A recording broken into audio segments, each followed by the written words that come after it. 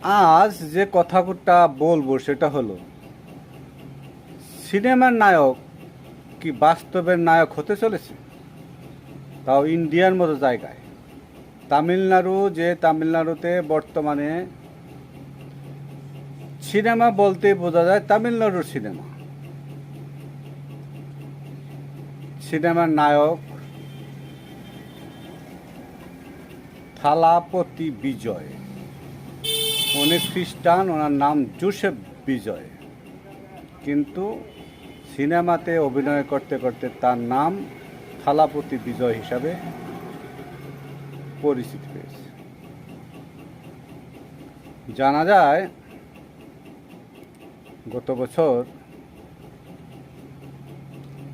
50 কোটি টাকা income tax দিয়ে উনি ইনকাম ট্যাক্সের সুপার হিরো হিসাবে পরিচিতি পেয়েছে। আবার এটাও ঠিক, উনি 2টা সিনেমা করে পাশাপাশি, একটা 150 কোটি টাকার উপরে এবং আরেকটা 250 কোটি টাকার উপরে সম্মানী নিয়েছেন। প্রসঙ্গ অন্য জায়গায়। আমরা সবসময় বলতে শুনি এটা সিনেমাতে সম্ভব, বাস্তবে কিন্তু সম্ভব না। কিন্তু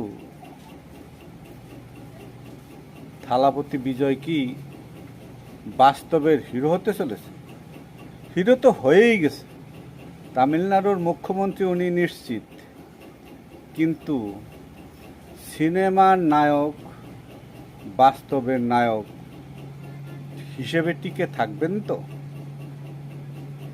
কংগ্রেস, স্থানীয় 2টা আছে ডিএমকে, আরেকটা কি আইএডিএমকে,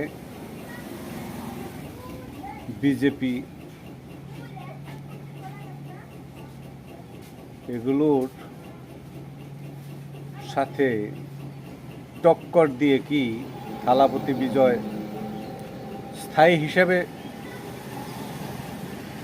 থাকতে পারবেন, নাকি তাসের ঘরের মতোই ভেঙে যাবেন? যাক, সেটা দেখা যাক কি হয়। কিন্তু বাস্তবে যা হয়েছে সেটা হলো থালাপতি বিজয় এখন তামিলনাড়ুর মুখ্যমন্ত্রী হিসাবে থালাপতি বিজয় নাম লিখিয়েছে। সাধারণ জনগণ ওনাদের নেতা হিসেবে ভোট প্রদান করেছে। দেখা